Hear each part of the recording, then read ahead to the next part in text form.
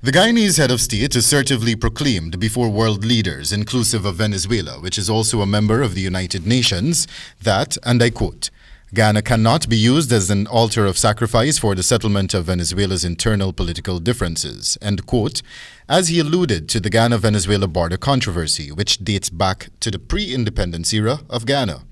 Guyana cannot be used as an altar of sacrifice for the settlement of Venezuela's internal political differences. While my government welcomes effort to bring about domestic harmony within Venezuela, agreements that defy international law and processes can be no basis for mediating such harmony. The two countries have remained polarized over the border which separates them, in which Venezuela contends that every inch of land west of the Essequibo River belongs to it. That matter is now before the International Court of Justice, and both countries are expected to make submissions on the matter by March 2022. President Ali also honed in on the Israeli-Palestine conflict, where he exerted that Guyana stands in solidarity with the Palestinian people and their desire for a dignified existence in their homeland in accordance with a two-state solution. The international community must act to meet the legitimate concerns of the Palestinians, who have suffered far too long.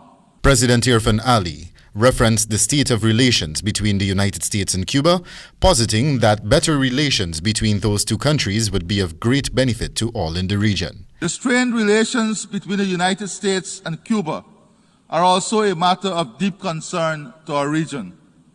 We are convinced that normalization of relations between Cuba and the United States would have a beneficial impact on peace in the hemisphere and greater prosperity for all. Meanwhile, President Ali labeled as unfair and unjust what he deems to be the failure of heads of governments of industrialized states to keep the promises made at the Conference of Parties 15, COP15 in Paris in 2015, even as he asserted that small island developing states, such as Guyana, carry the brunt of the burden in helping to reduce greenhouse gas emissions. The burden of reducing emissions is not carried equitably. Small island developing and low-lying coastal states are punching above their weight in response to the global climate threats. The Paris Agreement is a legally binding international treaty on climate change.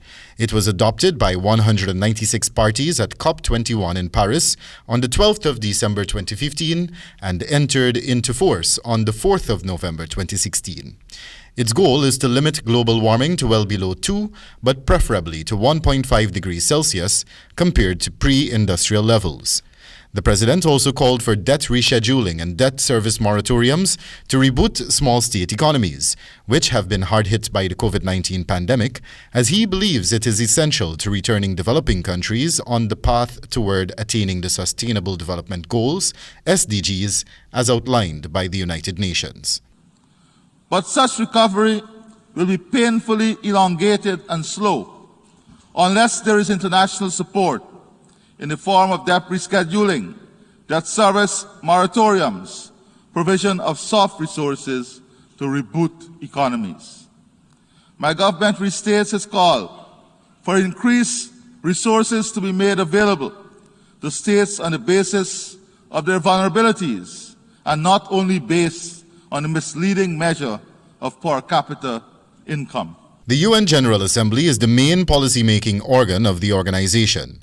The General Assembly provides a forum for multilateral discussion of a full spectrum of international issues covered by the Charter of the United Nations.